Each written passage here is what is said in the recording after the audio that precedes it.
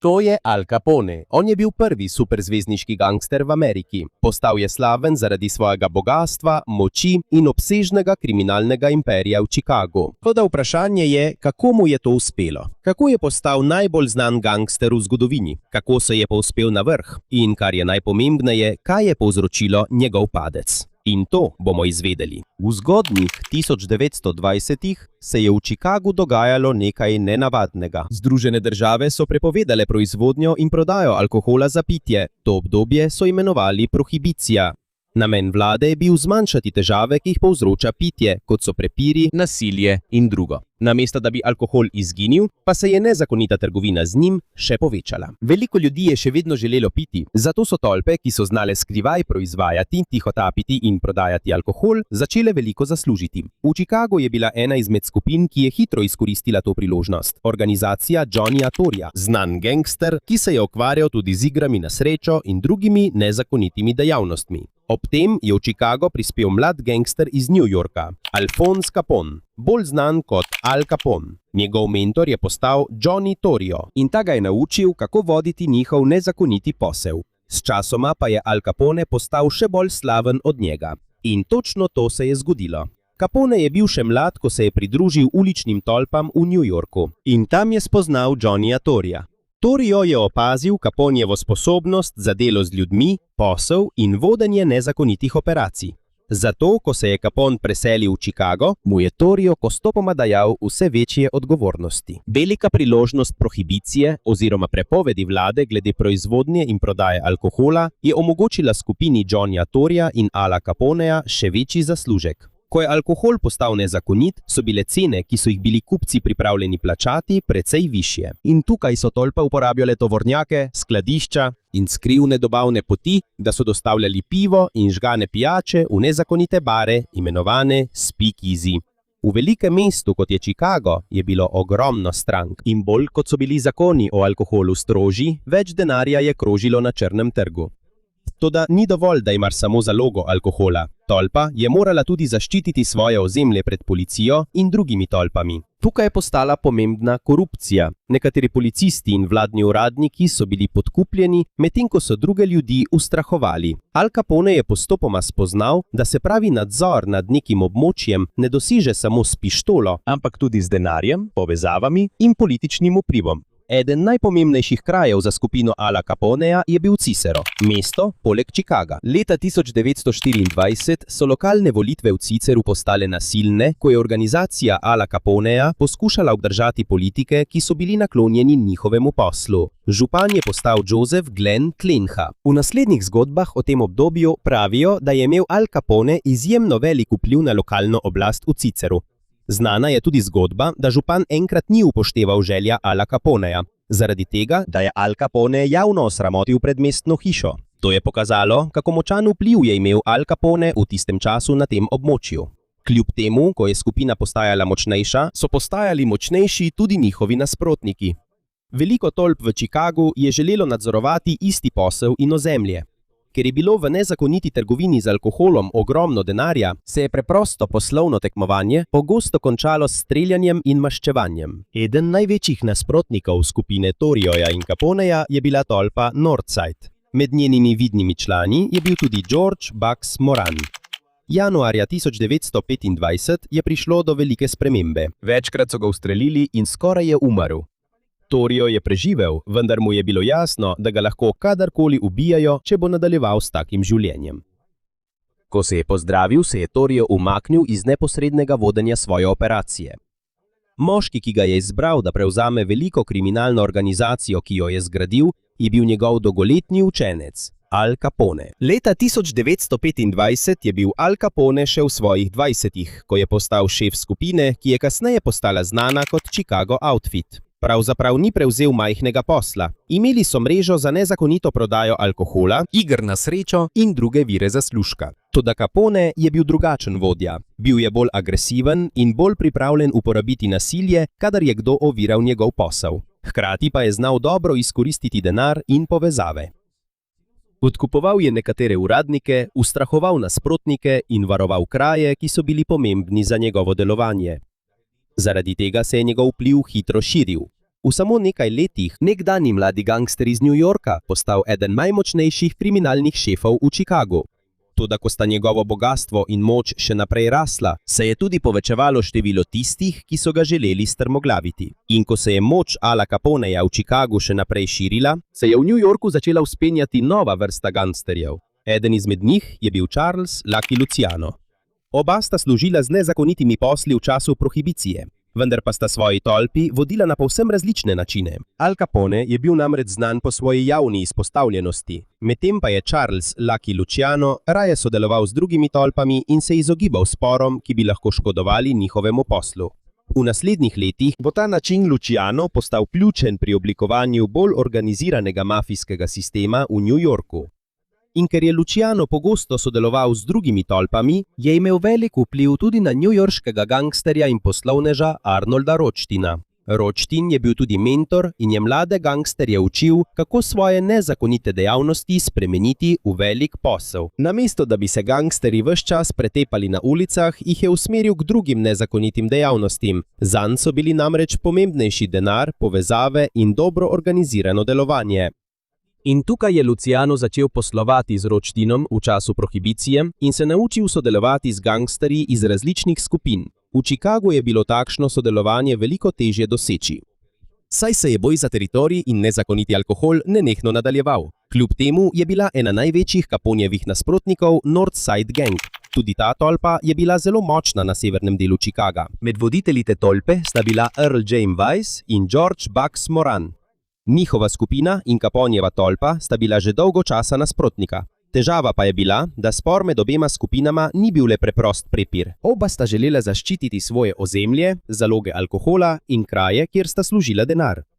Če bi ena tolpa vstopila na teritorij nasprotnika, bi to lahko pripeljalo do kraje pošiljk, napadov na člane tolpe in maščevanja. Zaradi tega so tako imenovane čikaške pivske vojne sredi 1920-ih postale še bolj nasilne. Ko so se spopadi zaostrovali, je bil Capone vse bolj znan v javnosti. Ni bil je kot šef, ki bi želel ostati skoraj neprepoznaven. Rad je nosil draga oblačila, hodil v restauracije in nočne klube ter se pogovarjal z novinarji.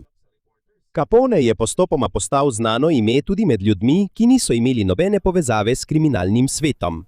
Njegova izpostavljenost je pripomogla k oblikovanju njegove podobe kot mogočnega gangsterja. Vendar je imelo to tudi svojo ceno. Več novinarjev, policija in vladnih uradnikov je začelo spremljati njegova dejanja. Za druge gangsterje je prevelika izpostavljenost nevarna, saj jih policija in vlada bolj opazita. Luciano je ugotovil, da je bolje izogibati se težavam, ker to škoduje poslu. Zato je leta 1931 pomagal je ustanoviti komisijo, skupino mafijskih šefov, ki so se pogovarjali, da bi reševali težave in se izognili velikim spopadom. Toda leta 1926. V Chicagu je še vedno vladal kaos, ker so se tolpe še naprej borile. Dne 20. septembra 1926. Capone je bil v hotelu Hawthorne v Ciceru. To je bil eden od krajev, ki jih je uporabljal kot svoj štab in tam so ga redno videvali. Tudi njegovi sovražniki so vedeli, kje ga lahko najdejo. Tistega dne je prispela skupina vozil z oboroženimi člani tolpe Northside. Oboroženi moški so nenadoma začeli streljati na hotel in njegovo okolico z mitraljezi in šibrovkami. V zelo kratkem času je bilo izstreljenih ogromno nabojev. Po zgodovinskih zapisih naj bi jih bilo celo več kot 1000. Kljub tolikšni količini strelov, Capone ni bil zadet. Nekateri so bili ranjeni, vendar v samem napadu ni nihče umrl. To je bilo veliko opozorilo za Caponeja. Ne glede na to, koliko denarja ima, koliko ljudi ima pod sabo in kako močan je njegov vpliv v Ciceru, ga njegovi sovražniki še vedno lahko dosežejo. Po napadu je postalo še bolj jasno, da se boj med Chicago Outfit in Northside Gang ne bo končal preprosto. Vsak napad sproži novo maščevanje in ko se takšen cikel nadaljuje, je vpletenih vedno več ljudi. Pozornost medijev in vlade se prav tako stopnjuje. Na tej točki ni več v igri samo denar iz nezakonitega alkohola. Veliko vprašanje zdaj je, kdo bo postal najmočnejši gangster v Chicagu. In boj za to bo pripeljal do enega najbolj znanih umorov med tolpami v ameriški zgodovini.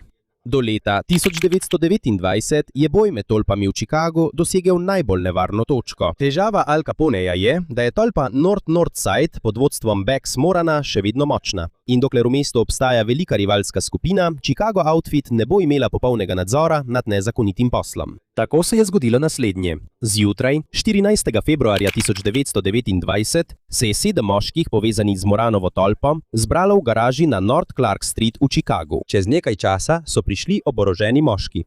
Nekateri med njimi so bili oblečeni kot policisti. 7 moških so postavili ob steno.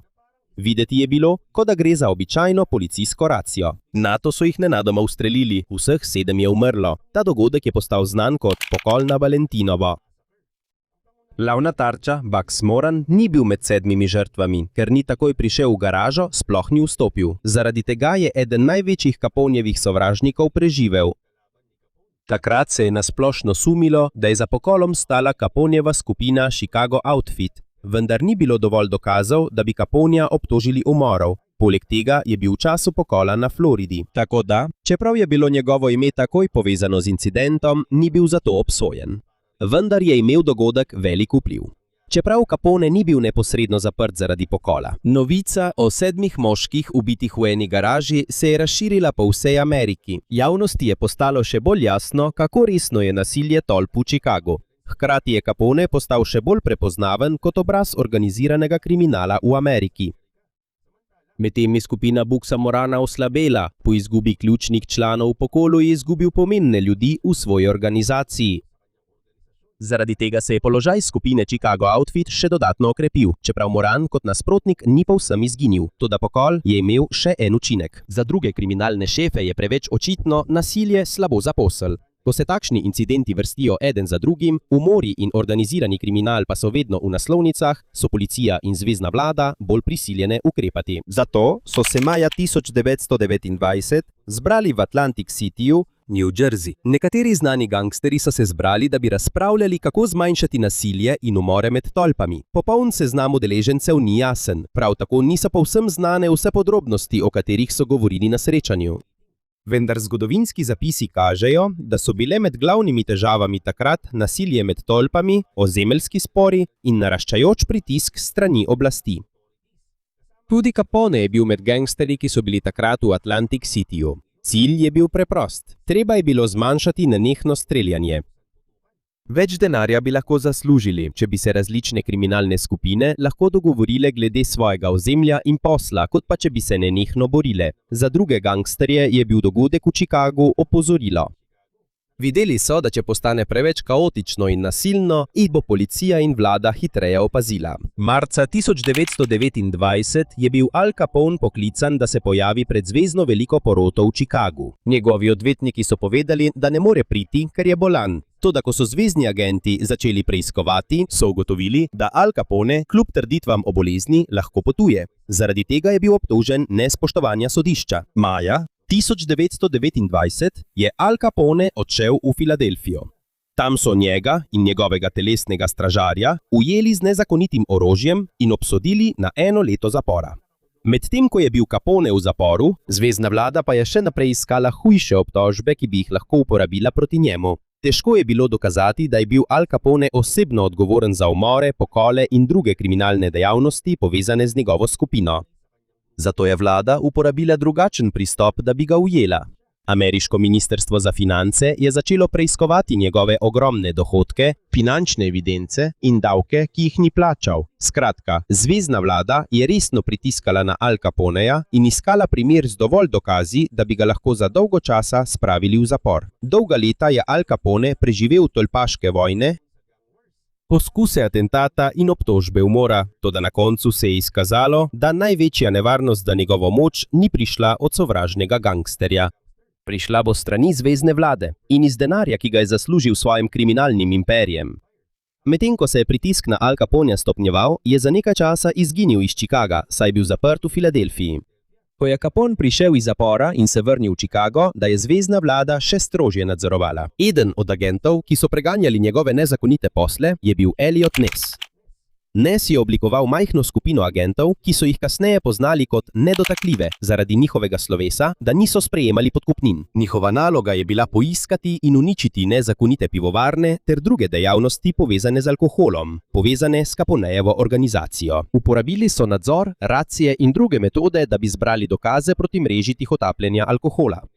Sčasoma je Nesova skupina povzročila veliko škodo Caponejevim nezakonitim operacijam z alkoholom, njihova preiskava pa je pripomogla k tisočim obtožbam zaradi kršitev zakonov o prepovedi alkohola. Toda medtem ko je bil Nes zaposlen z nezakonitim alkoholom, je potekala še ena zvezna preiskava, ki je bila za Caponeja še bolj nevarna. Elmer Eyre, Frank Wilson in drugi preiskovalci, ki so preučevali Caponejeve finančne evidence, so iskali način, kako dokazati, da zasluži veliko, a ne plačuje ustreznega dohodninskega davka.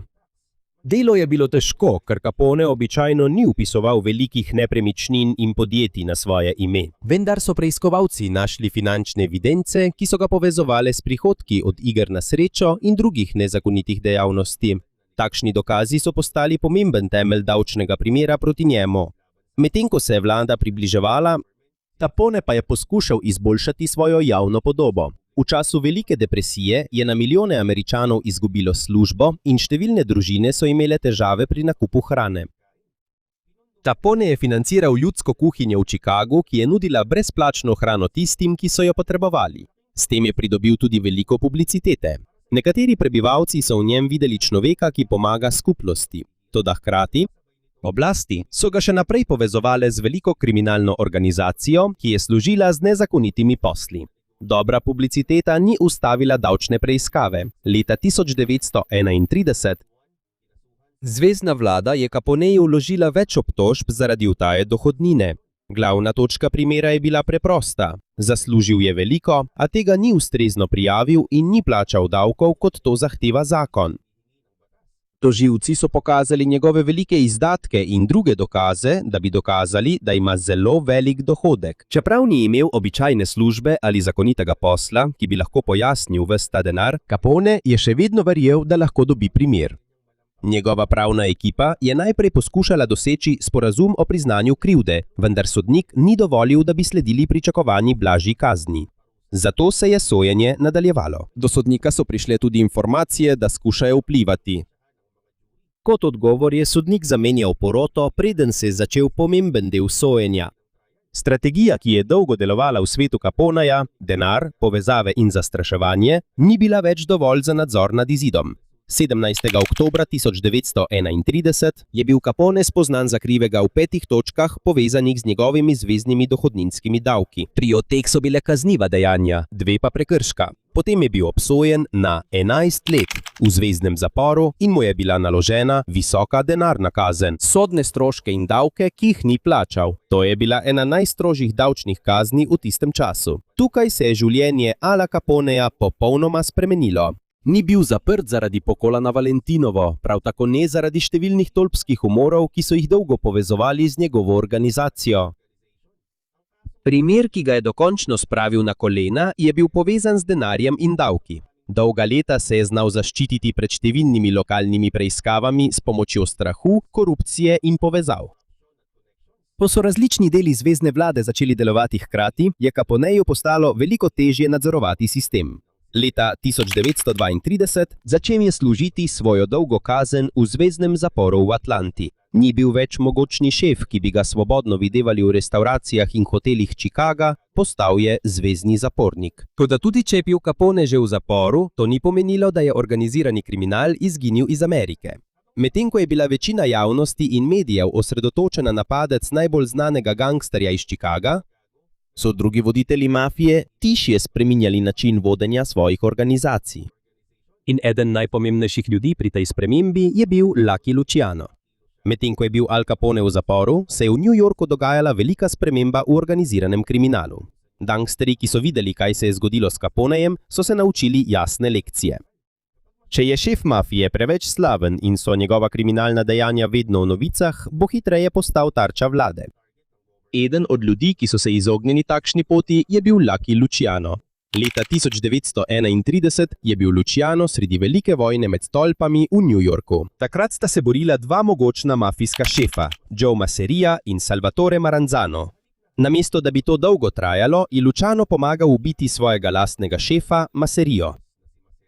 Le nekaj mesecev kasneje so Maranzana ubili možje, povezani z Lucianom. S smrtjo obeh starih šefov se je odprla pot za nov mafijski sistem v New Yorku. Namesto da bi imeli enega človeka, ki bi ga imenovali šef vseh šefov, Luciano je pomagal ustanoviti komisijo. To je bilo kot svet največjih mafijskih družin, ki so ga uporabljali za razpravo o pomembnih vprašanjih, poslovanje in nesoglasja med skupinami. To ne pomeni, da so nasilna dejanja izginila, vendar je način delovanja kriminalnih družin postal bolj organiziran. Ta sistem je bil velik del oblikovanja sodobnejše ameriške mafije. Medtem pa naprej upada nekdanja moč Caponeja. Leta 1934 so ga premestili v Alcatraz, novo zvezno zapor na majhnem otoku v zalivu San Francisca. Kraj je bil narejen za zapornike, ki jih je bilo težko nadzorovati v drugih zaporih. Ker ga obdaja mrzla voda in ima strogo varnost, je pobeg zelo težak. V Chicagu je bil Capone vajen, da ima denar, ljudi in povezave. V Alcatrazu njegov nekdanji položaj skorajda ni imel več vrednosti. Postal je le še zapornik, ki se je moral držati strogih pravil zapora. S časom se je njegovo zdravje še bolj slabšalo. Capone je že dolgo imel sifilis, okužbo, ki lahko poškoduje telo, če se ne zdravi. Bolezen je prizadela njegov živčni sistem in možgane ter povzročila resne težave. Ne smemo pa misliti, da je bila ta bolezen preprost razlog za vsa njegova slaba dejanja, ko je bil mlajši. Capone je bil že dolgo znan po kriminalnih dejavnostih, preden je bolezen močno vplivala na njegove možgane. Proti koncu njegove zaporne kazni jasno je bilo, da je bolezen močno prizadela njegovo zdravje. 16. novembra 1939 je bil Capone izpuščen po več kot 7 letih v zaporu. Po izpustitvi so ga odpeljali v bolnišnico v Baltimoru na zdravljenje, preden se je vrnil v svoj dom na Floridi. Ni več sposoben znova prevzeti vodstva v Chicago Outfit. Kriminalna organizacija, ki jo je nekoč vodil, je nadaljevala brez njega. Medtem pa je Capone živel mirno življenje s svojo družino na Palm Islandu blizu Miamija. V naslednjih letih sta se njegovo duševno in telesno stanje še bolj poslabšala, medtem pa je organizirani kriminal še naprej rasel, na tišji in bolj organiziran način. Tudi Lucky Luciano je bil kasneje zaprt v New Yorku, vendar je ostal pomembno ime v mafiji. Leta 1946 Luciana so izpustili iz zapora v zameno za deportacijo nazaj v Italijo. Nekaj mesecev kasneje je skrivaj prispel v Havano na Kubo. Tam je, decembra 1946, potekalo veliko srečanje, ki se ga je udeležilo več kot 20 mafijskih oseb iz različnih delov Združenih držav. Havanska konferenca je pokazala, da čeprav je Capone že dolgo izginil s prizorišča, kriminalno omrežje, ki je nastalo v času prohibicije, ostaja še vedno široko in organizirano. Na Floridi se je življenje Ala Caponeja prav tako bližalo koncu. Januarja 1947 doživel je možgansko kap, nato pa še pljučnico. 25. januarja 1947 Capone je umrl pri 48 letih. Njegova smrt ni končala organiziranega kriminala v Ameriki. Pravzaprav je čikaška združba nadaljevala tudi brez njega. In mafijski sistem, ki se je oblikoval v New Yorku, se je nadaljeval tudi v naslednjih desetletjih. Toda obdobje Caponeja je prineslo velike spremembe. Njegova zgodba je pokazala, kako veliko moč lahko dobi organizirani kriminal, ko se združijo nezakonite dejavnosti, korupcija in strah. Hkrati je njegov padec pokazal tudi nevarnost prevelike izpostavljenosti. Medtem ko si je Capone želel, da bi bilo njegovo ime prepoznavno po vsej Ameriki, je prav ta publiciteta pripomogla k temu, da je postal simbol težav, ki jih je zvezna vlada želela odpraviti. Naslednji mafijski šefi so pogosteje izbirali tišjo pot. Ni jim bilo treba biti največje zvezde v mestu, pomembneje jim je bilo, da še naprej služijo, ne da bi bili preveč opaženi. Zato največji vpliv Ala Caponeja na zgodovino organiziranega kriminala ni bil v tem, da je bil on tisti, ki je vse premikal. Njegov padec je služil kot opozorilo organizacijam, še preden je postal tako mogočen. In drugi ljudje, kot je Lucky Luciano, so bolj neposredno pomagali pri oblikovanju komisije in bolj organiziranega mafijskega sistema. Tisto, kar je za seboj pustil Capone, je bil jasen primer, kaj se lahko zgodi, ko kriminalni šef postane preveč mogočen, preveč nevaren in predvsem preveč slaven. V samo nekaj letih se je povzpel iz mladega gangsterja v enega najbolj znanih kriminalnih šefov v Ameriki. A vendar ga na koncu ni uničil rivalski gangster. Sistem, proti kateremu se je dolgo boril in ga skušal nadzorovati, je našel način, da ga zapre. In čeprav je njegovo kriminalno cesarstvo že dolgo izginilo, ime Al Capone ostaja eden najbolj prepoznavnih simbolov obdobja prohibicije in organiziranega kriminala v zgodovini Združenih držav.